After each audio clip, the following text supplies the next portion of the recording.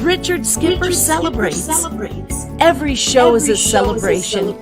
Richard Skipper celebrates the best in entertainment. Each show, Richard delivers the artists you love, showcasing what makes them unique. Never gossipy. The antidote to a sometimes hectic world. Now, here's your host, Richard Skipper. Happy Monday, everyone, and welcome to Richard Skipper Celebrates. What are you celebrating today? There's a lot to celebrate if we only take the time to do so. Well, right now I'm celebrating the release of Kevin Winkler's new book, celebrating Tommy Tune, Everything is Choreography. And not only am I celebrating this book, but I'm celebrating the fact that Kevin Winkler is here today. I'm also celebrating that after 2 years, I am going to be in front of a live audience on Monday night with dancers over 40, because we are going to be celebrating the release of this book. Well, the book is so hot, in fact, that I don't even have an advanced copy in my hands. Kevin and I have been back and forth with Oxford Press. Yesterday, I got an e-copy of the book, so I've been able to glance through the book. So I have to be very honest, and I apologize. I've done as much research as I could possibly get on a short notice, but I'm a huge friend and fan of Tommy Tune. I am now a huge fan of Kevin Winkler, and I cannot wait to celebrate you, Kevin, to celebrate the release of this book, and to celebrate all things about you and Tommy. But before we delve in, I also want to celebrate the fact that we are going to give away not one, but 2 copies of your book today. Yes. Thanks to a generous donation from Oxford Press. And what I'm going to do, because today is also the anniversary of, are you ready for this? The area code. Everybody puts their area code in the comment section will automatically be entered to win a copy of the book, and we will announce the 2 winners at the end of the show today. So you got to stay with the whole show. How's that for a contest? I wonder why you had asked me that earlier. Yes. Well, you never know with me. I'm always celebrating something. So in addition to this book, I want to ask you, what are you celebrating right now? Oh my God. Well, something personal. I'm sitting and talking to you in a completely bare apartment in Fort Lauderdale. We were sort of 6 months in Fort Lauderdale and 6 months in New York, and we bought a new apartment in this building on the same floor, in fact, and we've been moving, and today was the big day that we moved. So I'm literally sitting here. I'm glad you can't see it. It's completely bare. And even the books that I usually use to stack my laptop on when I Zoom are gone. They're in the other place. So this is balancing on a big pedestal candle. Actually, it looks pretty good. So maybe I'll stick with it. Well, I'm Well, glad to hear that. Well, I want to ask you, I mean, first of all, Tommy Tune is a dear friend of mine, and I've also had the great pleasure. I'm going to share a photograph, to show Tommy and I together on stage from a few years ago. Here we are dancing together, and this is when I interviewed Tommy on stage. In this night, it was a torrential downpour in New York. We barely made it to the stage. But I want to ask you, beyond the obvious, why a book about Tommy Tune? Well, I'll tell you, it's an idea that had kind of been percolating in the back of my brain for a long time, and it hadn't made its way to the front part of my brain. So many of the most delightful moments I've ever spent in a theater were at shows that were either choreographed by Tommy Tune and or directed by Tommy Tune and or performed by Tommy Tune. And I'd come to feel over the last few years that he had become a somewhat undervalued figure in the theater, both as an artist and as a creative force in the theater. And I know that sounds odd because he's won umpteen Tony Awards, 10 Tony Awards, a Lifetime Achievement Award. He's even been named a living landmark by the New York Landmarks Conservancy. So he has not lacked for accolades, but it just seems in recent years, and this is probably because people tend to have short memories and he hasn't had a show on Broadway in a while. He's not spoken of or talked about like so many other the great director choreographers. When people write the histories and commentaries about Broadway and the musical theater, he tends to sometimes get left out or just in passing. I thought that was a real injustice, and because I thought I knew better, that if I wrote a book that really delved into his artistic life, that would fill a void that was there. Now, you chose specifically to focus not necessarily on a biographical take on his life, but to focus specifically on the choreographic aspects that he brought to the theater. Right. And very interesting. And it says, even in the introduction to your book, when you look at 9 and Best Little Whorehouse in Texas, both made into motion pictures, and both made into motion pictures that really veered as far as you could possibly get. Yeah. Tommy Tune's vision of what those shows were about. We get absolutely no glimpse at all of what it was that Tommy Tune brought to those productions. Can you tell us, from your point of view, what it was that Tommy Tune did bring to those productions? Well, unlike someone like Fosse, who I'd also written a book about a few years ago, or Gower Champion, or any number of other people, Tune never really had one particular style. He crafted his style. He approached every project on its own terms. He didn't impose his style on a show. He let the show impose its style on him, so to speak. And that was it's a highly theatrical take on the material. It's an organic take on the material. One of the things that I thread through the book is an approach to staging that he talks about. He coined a phrase for this called the gazintas. He was quoted as saying, as director and choreographers, we've gone for seamlessness in staging. You don't just do a scene, sing a song, do a dance, play a scene, sing a song, do a dance, and so forth. He said, as director choreographers, we've tried to mush it all together so that one thing goes into the other and one thing goes into something else. So that sounds like him. That's great. So he coined the term the gazintas. So he brought a kind of seamless quality to his work, regardless of the subject matter. And you can't get much different than Best Little Whorehouse versus 9 or Grand Hotel. Every one of his shows was completely different. So it's hard to kind of peg him as being associated with one particular type of show. And so that may be one of the reasons why he's not talked about today as much as he should be. And yet it's very interesting when it was announced that he was going to get the Lifetime Achievement Award. And this is something that bothers me about today's theater and the Tony Awards. The Lifetime Achievement Awards, the in memoriams, are really thought of as an afterthought.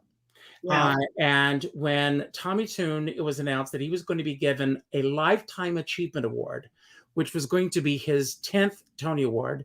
And you can correct me if I'm wrong on this. He's only the second person to win 10 Tony Awards. Am I correct?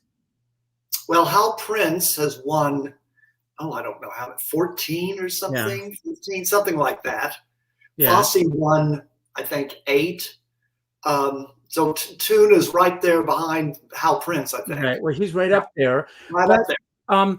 His award was going to be given before the actual Tony Award ceremony. I don't know if you know this or not. I vaguely remember that was originally the plan. Is that right? And I was outraged by this. So I started a campaign. I can't say that I was solely responsible for this, but I got a lot of people to sign petitions and everything. And Playbill picked up on it, and it got a lot of traction, and they changed it. And as a matter of fact, he even got a musical tribute on the Tony Awards that year. His award was presented during the actual Tony Awards. And I want to show his speech, and then we'll come back on the other end of that speech. Okay.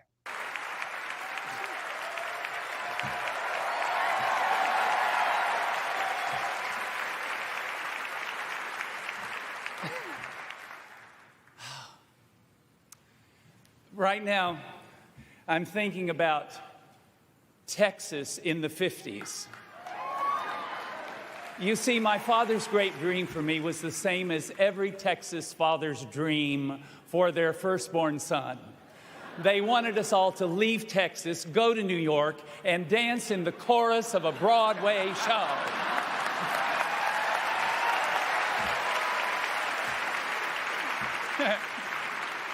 And I did, and I loved every single time step, especially tonight. This is a great honor.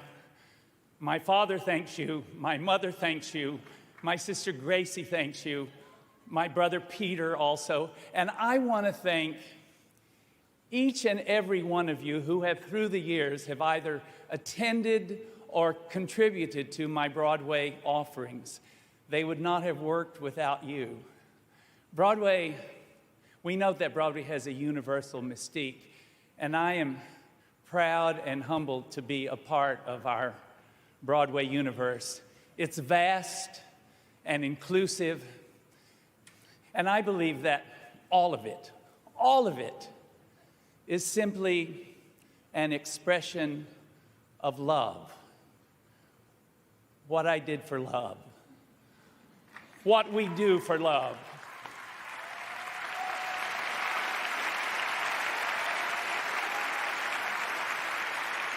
My cup runneth over.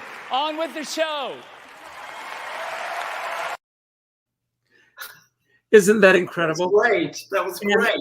As a result, I was invited to the after party at the Carlisle, which was quite a celebration. Yeah. To be there that night and to be a part of that.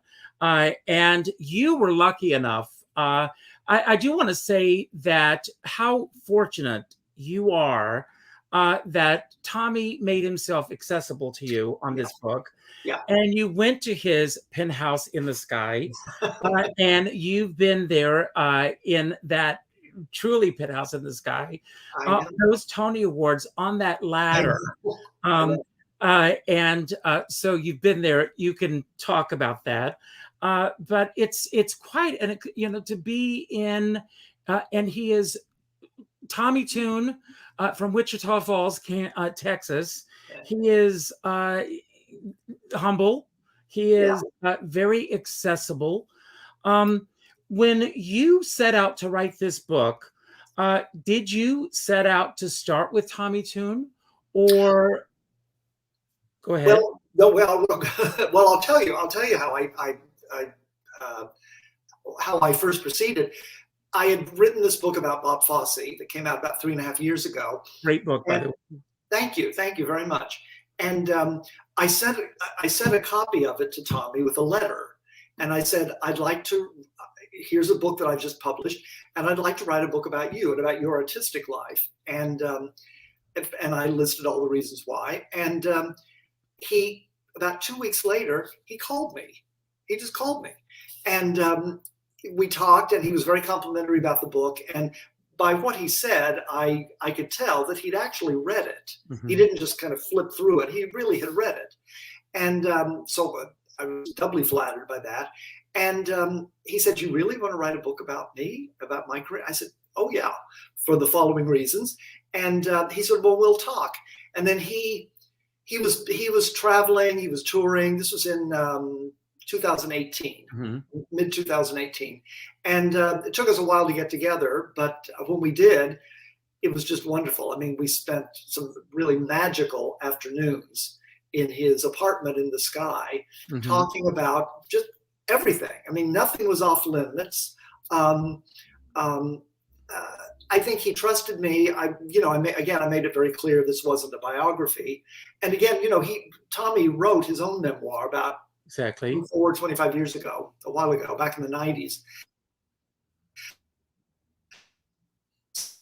His perspective had been told, but what I really wanted to do was to delve into his artistic life, and I think he appreciated that. And he seemed to like the fact that I knew so much about his career. I could talk about Baker Street and A Joyful Noise and How Now Dow Jones and things like that with him. So it was wonderful. It was a thrill, really. And I don't think the book wouldn't have turned out as well as it has, I think, without his cooperation, without his opening. As I think I say in the acknowledgments, he opened his house, his life, his memories to me. And so I'm very grateful for that. And I want to give a shout out to Peter Glebo, of course, because his assistant, who is more than an assistant, is so incredible. He's always been there for me whenever I need anything, and I know that they're watching right now. Right. A shout out to both of them. Then, where did that road lead you? Your book begins with 9. And so many people the people that you were interviewing along the way, when I was working on a book on Dolly, which hopefully will be the 60th anniversary tome, you interview someone and then you earn their trust. And then they will say, "You've got to talk to so-and-so." Yeah. Is that what was happening with you as well? Yeah, it was. Well, one of the things that I thought was quite striking was that all the casts of Tommy's shows remained very close. I mean, there was a real kind of familial relationship, a bond that forms among all the people in his shows. And I'd reach out to one person, and he or she would say, "Oh, well, you got to talk to so-and-so. You got to talk to so-and-so." That was true for every show, but I was particularly struck by the women who had been in the original cast of The Club, Tommy's first show. The first show as a director in New York, and his first big hit. That group has stayed very close, and they're very close. They see each other quite often, and they were just terrific. Those women, those ladies were just terrific. And then I have a good friend who was in the original cast of 9, Colleen Dodson.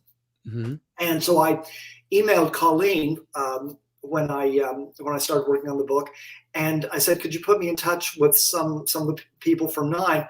A list this long of emails came back. She put me in touch with Laurie Yeston, with Arthur Coppett, the librettist for the show, and so many of the performers.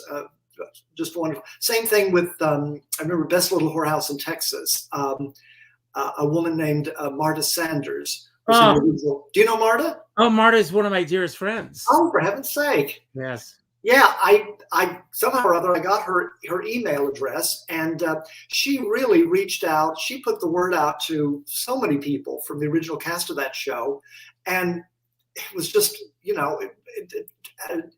8 of 10 steps were already taken care of. All I had to do was make the initial contact with them. It was terrific. So I think that speaks, it speaks very well of Tommy and the atmosphere and the bond that the people in his shows have and develop. Now, you are also writing this book or trying to get this book out during a pandemic. What were the obstacles that put in the way for you? Well, there were obstacles, and there were, oddly enough, some good things about it. The last half of the book was written during the pandemic. We came down to Fort Lauderdale for about supposed to be 3 or 4 months, and then the pandemic happened, and we ended up staying here about a year and a half. So the pandemic, in a way, forced me to. All I did was sit. I wrote it right here where I'm talking to you. There was nothing to distract me. There was no theater. There were no outside activities, and one of the great things that I hadn't anticipated was it was really easy to schedule interviews with people. When you just someone for an interview, very often, they're working, they're traveling, they've got lives, they're busy. And sometimes it might take, 2 or 3 weeks, months to connect. This time, no problem. I called Jerry Mitchell. He was right there.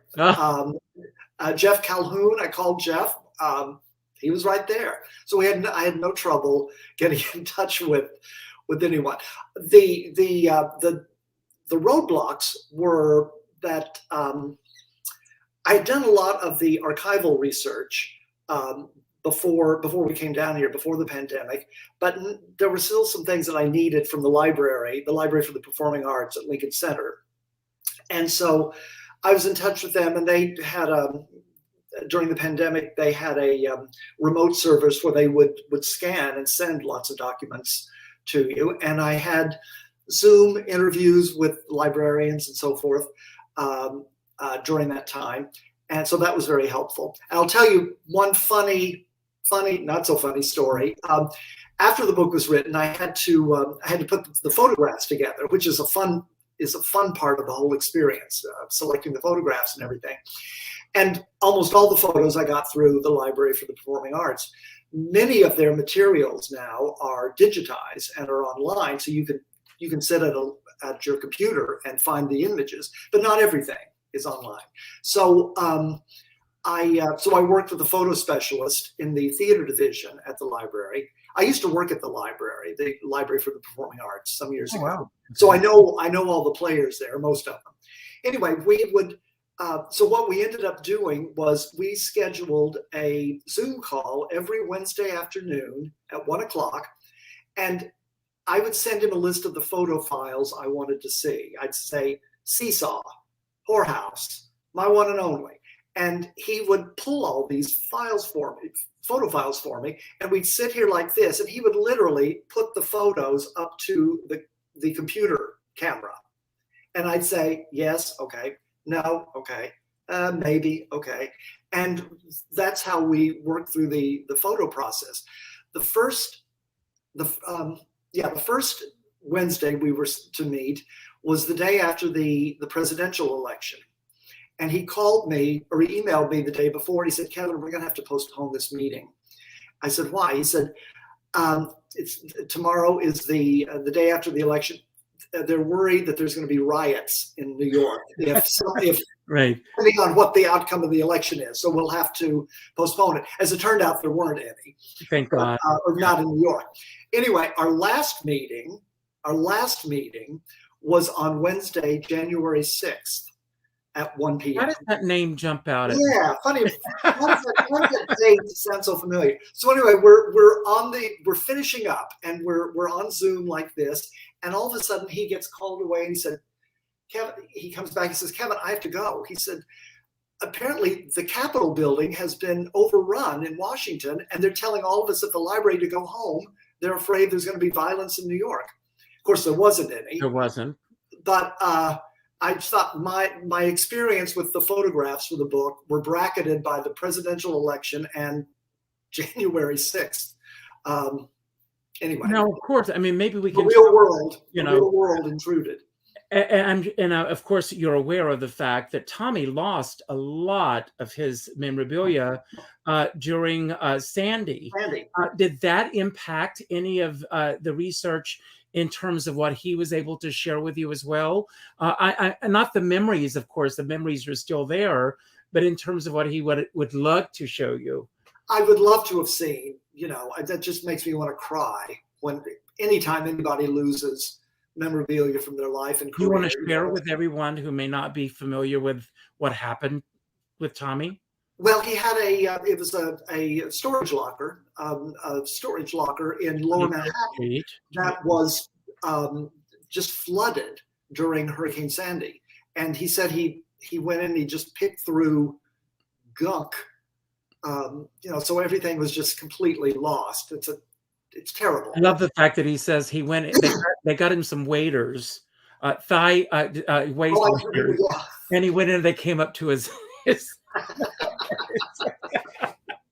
So it was tragic. It was very sad. Yeah. But at least. Shared a few photographs with me, and there's a wonderful photo that I absolutely love that Peter took. Peter's a very talented photographer. Oh, yes. And it's the final image in the book. It's the last page of the book. And I was so thrilled that he was able to share that with me that I could put that as a kind of lovely punctuation mark at the end of the book. Yeah. I mean, there are so many things that I know about Tommy, and perhaps, and again, I apologize that the book, I finally got notification that the book I'm not getting the book physically until the 18th, which also kills me that I won't have it for you to sign on Monday night. And I do want to let people know that there are just a few tickets left. Thanks for posting that. Yes. Here's the event on Monday night. I will leave this up for a few moments so that you can get tickets. Go to Telecharge. People have been having trouble finding it on Telecharge, but look under Dance, Tommy Tune event, and then it's very easy to find that way. But I want to ask you, there are a couple of things that I want to ask you. Perhaps you talk about the book, you don't, but Tommy resisted, and with good reason, ever touching revivals on Broadway. He did do Bye Bye Birdie on the road, with the provision that it would not come to Broadway, with Anne Reinking. And do you talk about that at all in the book? Well, I mentioned I talk about the fact that he was steadfast in not wanting to do revivals on Broadway. He said Broadway should be for new work. He said if we just keep reviving old shows, there'll be nothing to revive in 10 or 20 years. Mm-hmm. We need new shows. It's the lifeblood of the theater, that creativity, to constantly be refreshing our creativity. Sometimes revivals, especially now because they're all the time, it reminds me of a dog chasing its tail in some ways. So yes, he was steadfast in wanting to only work on new material, new works on Broadway. And I think that's very laudable. I'm sure he could have made umpteen $1 million staging revivals in his own brilliant way, but it's a mark of integrity that he really stuck to that principle. So I really appreciate that. My one and only, I mean, of course, and you can refer to this, was a new Gershwin musical. So it was, so my one and only was was to be a revised, really a wholesale revision of the Gershwin's 1927 musical Funny Face that Fred and Adele Astaire had starred in. And I don't know, do you want me to talk about? Oh, yes, of course. Because that's a very juicy, juicy story. And they hired Peter Sellers, not the actor Peter Sellers, Peter Sellars, who was at the time a kind of wunderkind, very young director, very successful and much lauded in the not-for-profit world theater. He had gone to college at Harvard. He'd done many very avant-garde productions of Shakespeare and Greek plays, operas, and so forth. Often kind of way out. He had did a very successful production of the Handel opera Orlando at American Repertory Theater, where that was set. Orlando travels on a spaceship from Cape Canaveral to Mars. So that gives you a sense of how avant-garde his work was.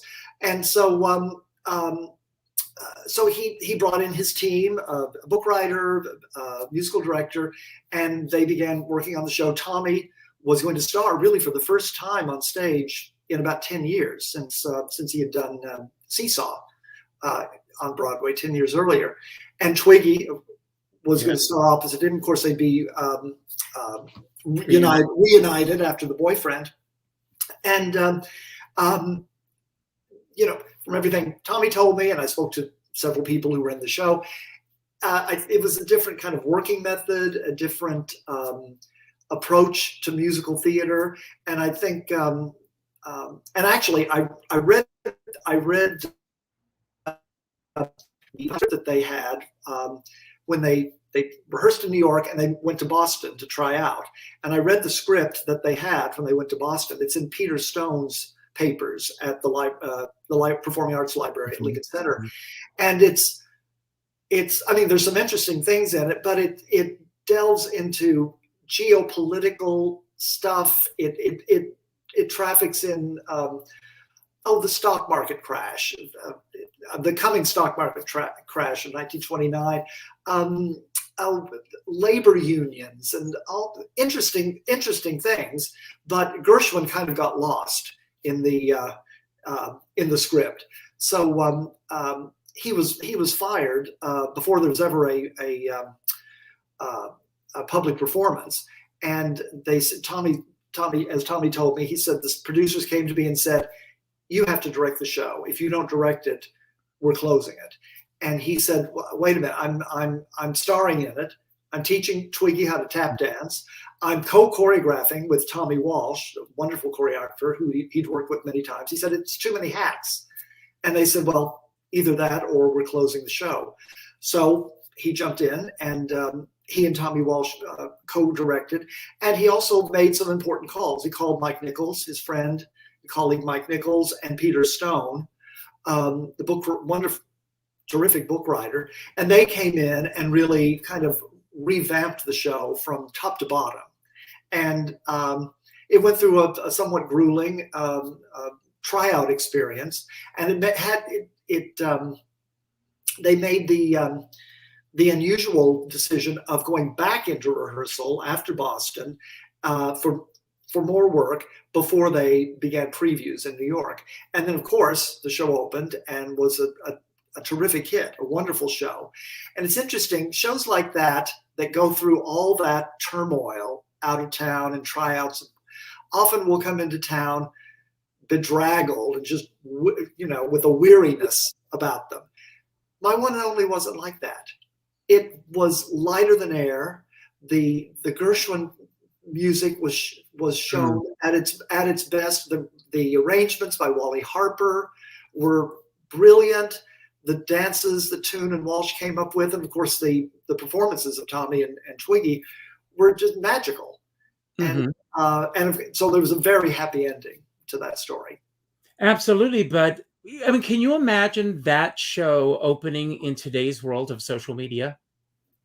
Well, that's an interesting thing, because Kevin Kelly, who was the chief drama critic for the Boston Globe, was assigned or had access to the rehearsal and the tryout period in both in New York and in Boston. And so he was right there when all this was happening. And he wrote a really, a very scathing, unflattering, a very salacious or unflattering, dishy article for New York Magazine. Yes. Called, I think it was called "Falling on Its Funny Face" or something like that. And where he said, "Oh, this is going to be the biggest disaster in Broadway history," and all that kind of stuff. And Pete, one of the people I interviewed for the book was Peter von Meyerhauser, who was the production stage manager for the show. And he said this was in the days before social media. And he said, you could go out of town, and if things weren't going well, no one really knew much about it. But he said, here, this article came out, I think when they were finishing up the Boston run. And he said, we were devastated by it. And Mike Nichols said, no, this is great. He said, they think we're a big flop. Now we can do our work. We don't have to worry about what they say. So it ended up, I wouldn't say a blessing in disguise, but it certainly ended up not being an accurate barometer of what the show turned out to be. And Kevin Kelly ended up loving the show when it opened on Broadway. Yeah. In your personal conversations with Tommy, did you get a chance to talk to him a lot about Busker Alley? Some, yeah. What ended up happening was I originally planned to group the book into 6 major chapters. These would be focused on the 6 major musical hits he had on Broadway: Whorehouse, Hollywood, and Will Rogers Follies. But of course, as I dug in, I had to talk about The Club and Cloud Nine, which is a brilliant play, and his direction of that was brilliant. And then we also talked about the shows that didn't make it, or the projects that didn't work for various reasons. So certainly we talked about Busker Alley. Well, I'll tell you, I mean, I remember so vividly 2 things that I remember about Busker Alley. First of all, this huge mural that was painted on St. James Theater. James Theater. Yeah.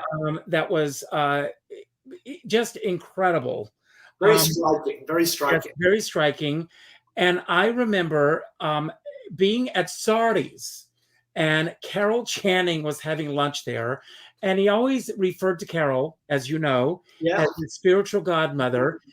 And Tommy was rehearsing, and he found out that Carol was at Sardi's, and he tap danced from the stage door. Do you know this story? No, I don't. He tap danced from the stage door of the St. James Theater right into Sardi's. Really? Tap danced at Carol's table. And she probably thought, oh, this is nothing, no big deal. This happens every day. Tommy happens every day.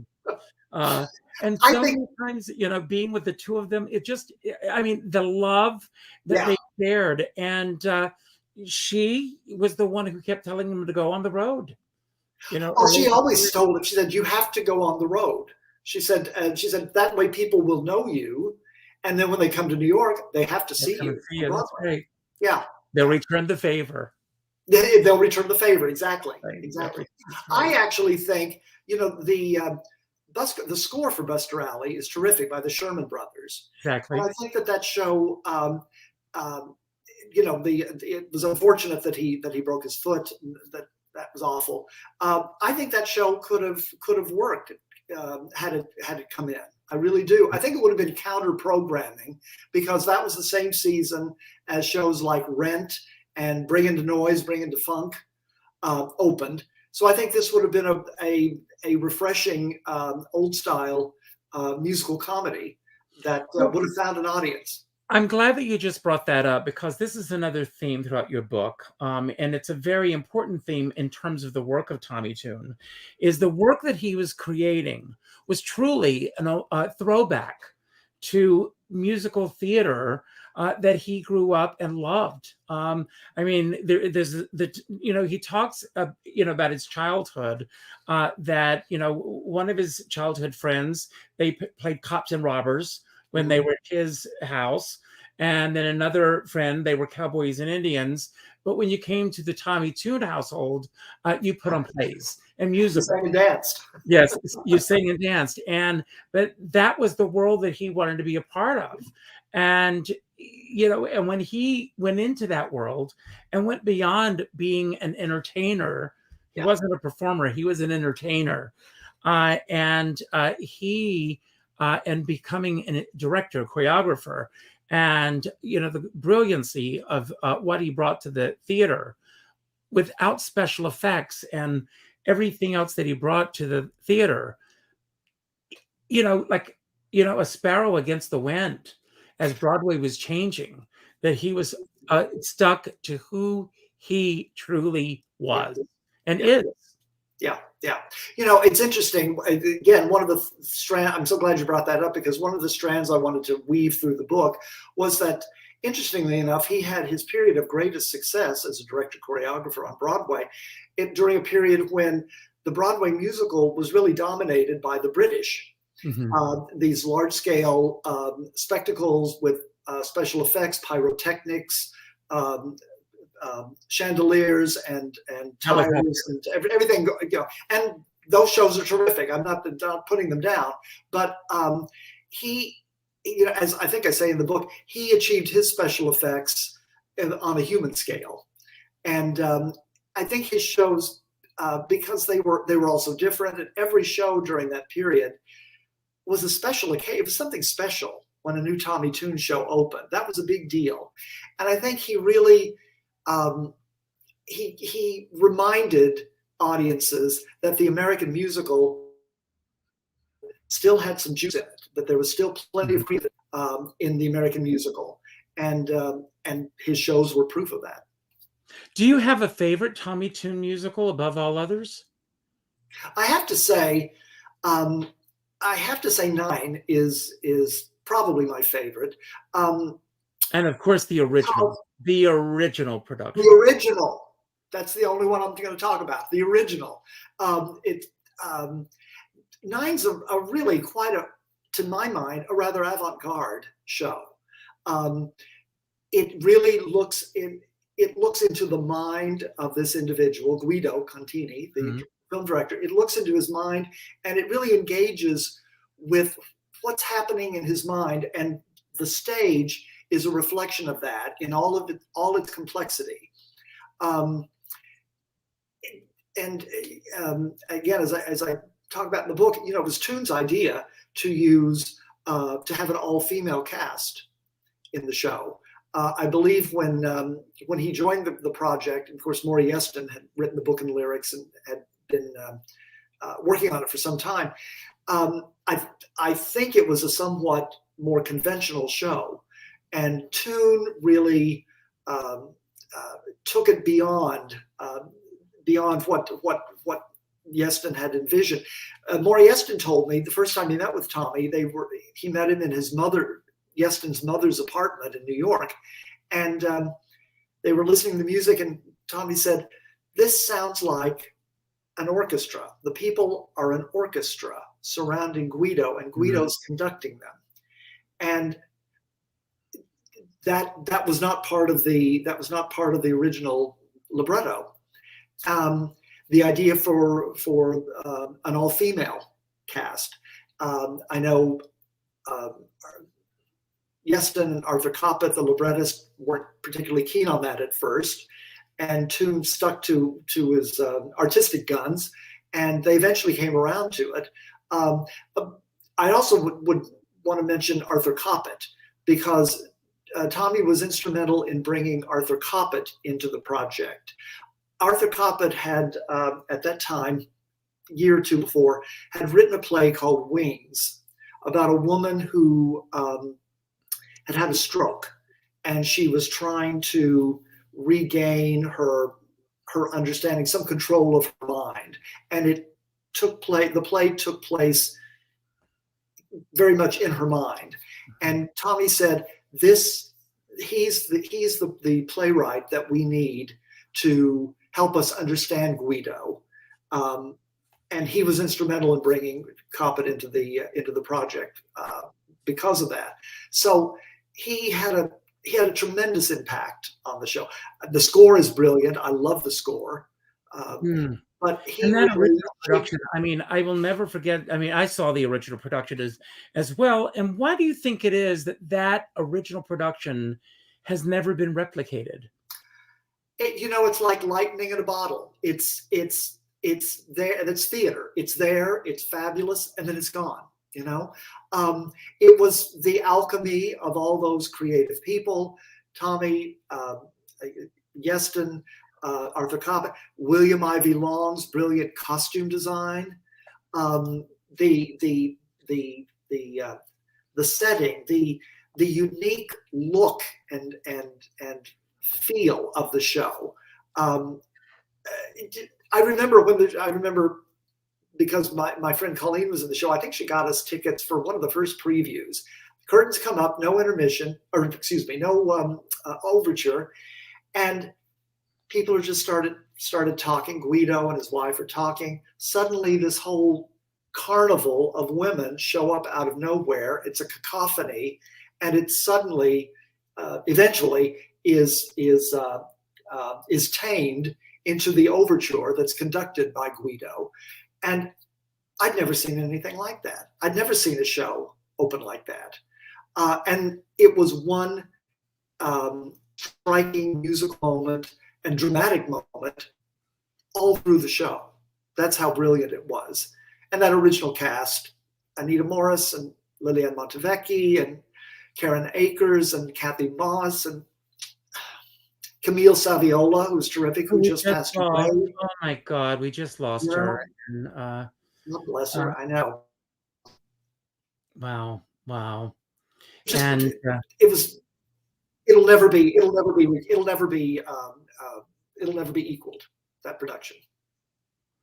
And was there a holy grail interview as you were doing the book that you didn't get the interview that you were going after, or were you lucky enough to get all the interviews that you went after? Oh boy. Well, there were, let's see.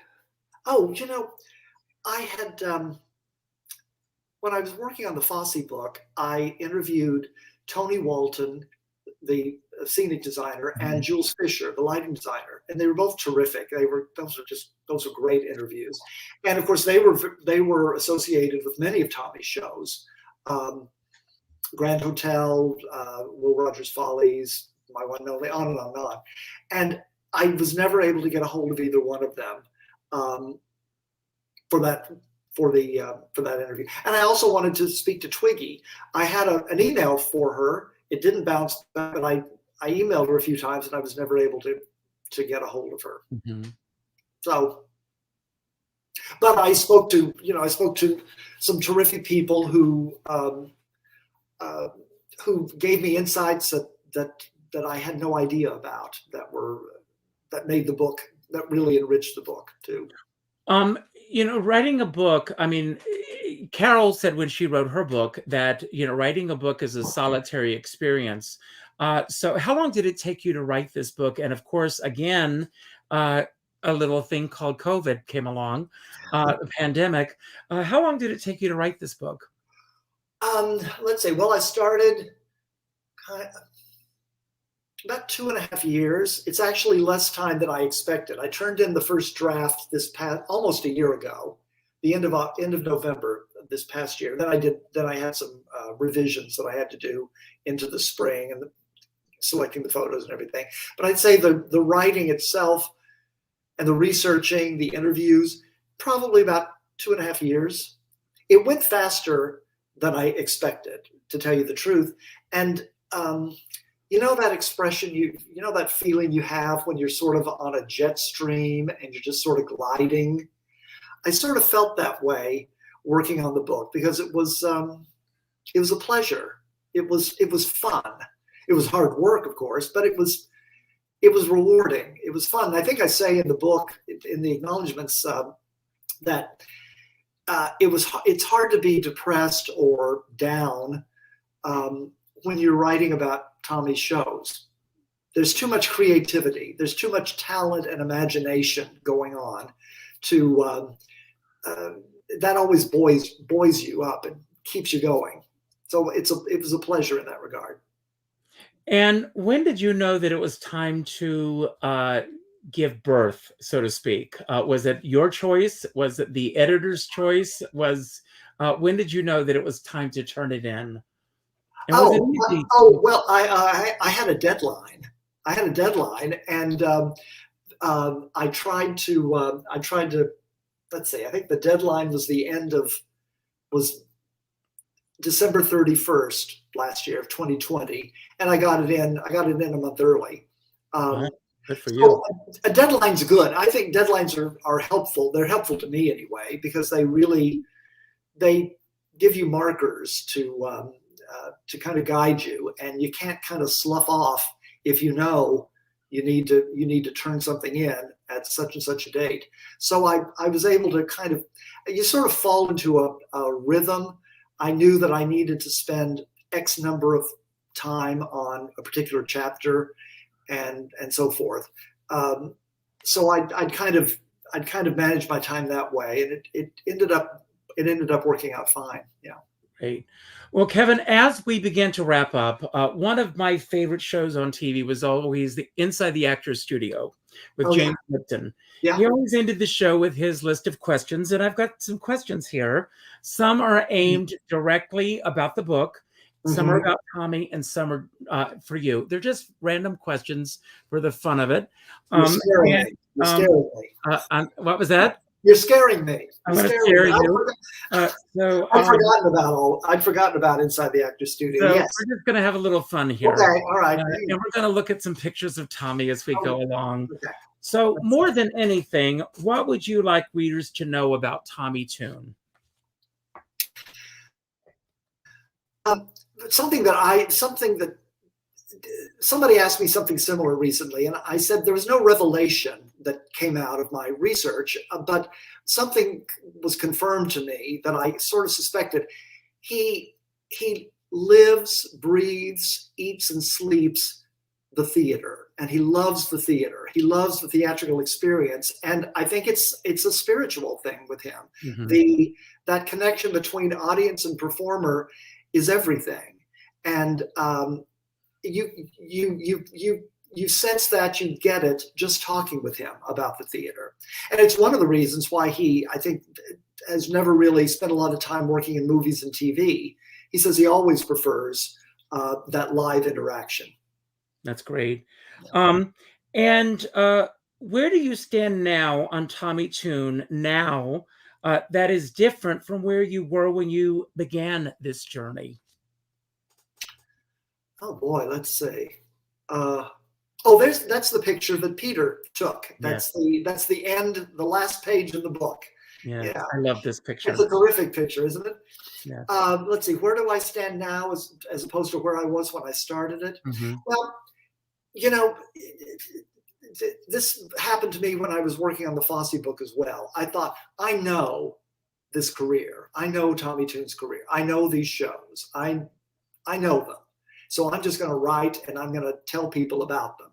But as you talk to Tommy, talk to his collaborators, or do my research, there were things that I learned that that surprised me, that caused me to have a different take on some of the work.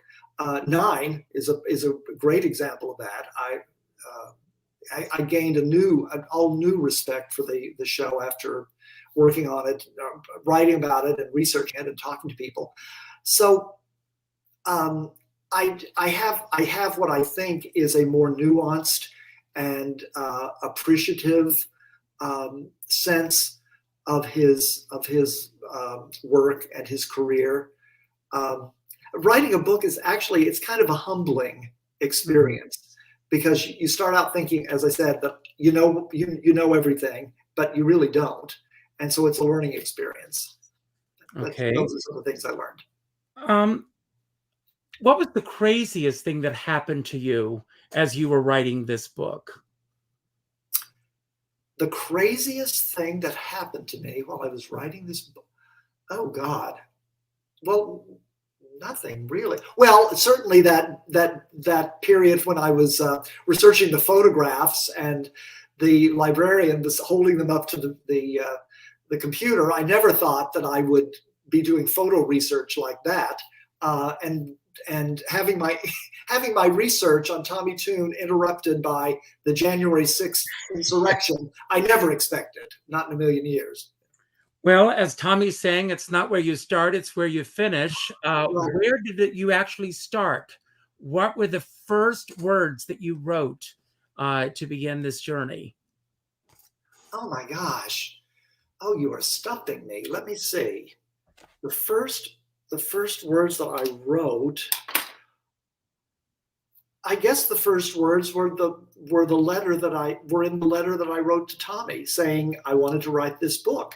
And I told him how much I admired his, it sounds so corny, like a fan letter, but I told him how much I respected his work and that I felt that he had not gotten his critical due, and that I would like to remedy that. And hopefully I have. That's And you have. Yeah. Great. Good for you. And what did you what did you learn from Tommy Tune, from working on the book, that you think will leave a lasting impression on you? Oh man, you asked some tough questions. Let's see. What did I learn that will leave a lasting impression on me? I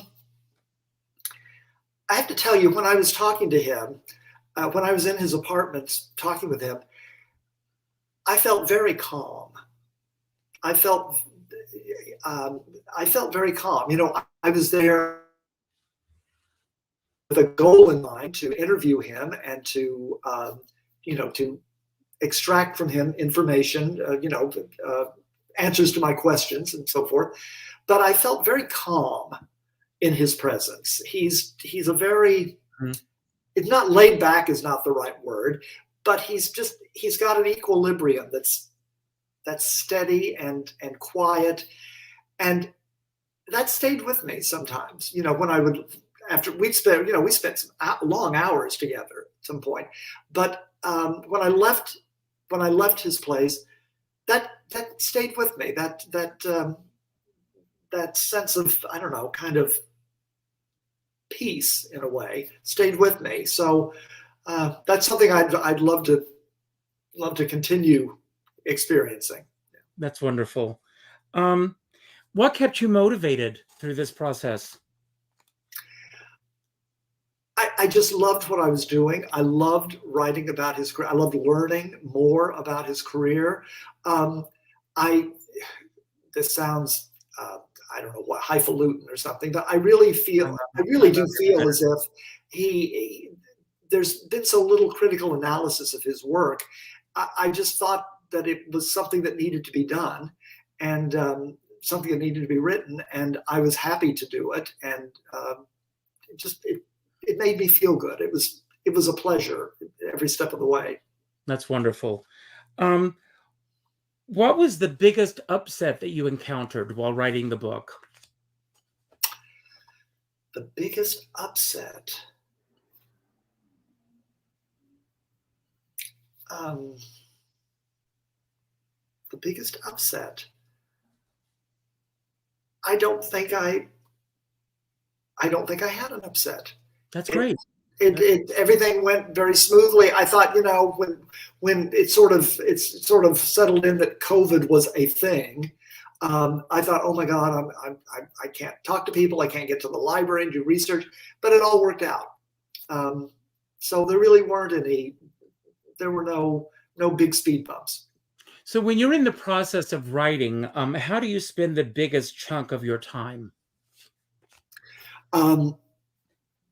Sometimes just hitting the delete key. I love that. You know, sometimes the delete key is your friend. The working out of ideas and kind of drafting the continuity of a chapter. I tend to work chapter by chapter. Mm-hmm. Drafting the continuity and sticking to the points that I want to make, and you know, kind of creating a narrative for that chapter, and then within the book itself, the larger scale. So there's a lot of sort of pre-planning or outlining and getting various ducks in a row, reviewing transcripts of interviews, things like that. So the actual sitting down and writing is certainly part of it, obviously, but there are other elements to it beyond sitting down and writing. I have to tell you, I would not want anyone to come in and take a picture of me as I'm writing, because I tend to have books and papers lying all over on the floor, and it's not pretty. It doesn't look pretty at all. So I'm happy for no one to see that. Now, does this book find its way into your sleep patterns, or do you dream about Tommy Tune? Does it find its way into your sleep as well? Well, one of the things that I did when I was during the pandemic was the gyms were closed. So I couldn't work out or do anything. So I took long walks. And one of the first things I did when I started working on the book was I got all of the cast recordings from his shows. And I just would sort of listen to them when I was on the cross trainer or the treadmill, or what. I just you just want to sort of steep yourself in the work. And so I would take long walks and listen to Grand Hotel for an hour and a half, or Best Little Whorehouse, or whatever. And occasionally those songs, kind of get stuck in your brain. And sometimes I'd wake up, I'd sort of dream, sing, it's just a little old bitty pissant country place from Nothing dirty going on. So I said, there's nothing dirty going on. So what's your next subject? I got a couple of ideas that that are making their way from the back of the brain to the front. A couple of things, but nothing that I'm set on. Well, what's something you'd like to read a book about? Oh my God, there's so many. I think Carol Channing has a fascinating career, and her biography was a mishmash. Her life is fascinating. I think it would make a fascinating book. I think you're right. I think you're right. And such a long lasting career. I mean, she was successful over a long period of time. Someone I'd love to write a book about is Chita Rivera. Yes. I mean, talk about longevity in the theater. I was going to say, I don't know what the hook is. She's the nicest person. Mm-hmm. She and Tommy are the two nicest people in show business. I've never written a book about a performer, but she certainly is one who's worthy. Mm-hmm. And her career has spanned, the golden age into the 21st century. Just well as Tommy's has.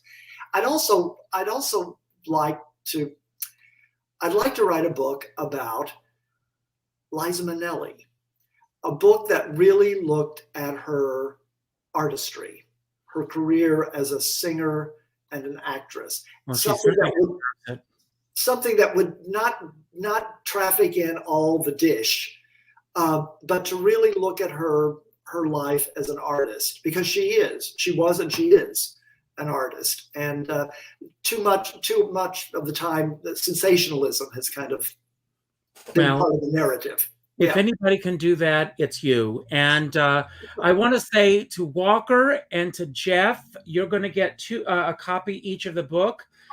So what I want you both to do is send an email to richard@richardskipper.com with your mailing address, and I will get this to Oxford Press, and they will send you a copy of the book.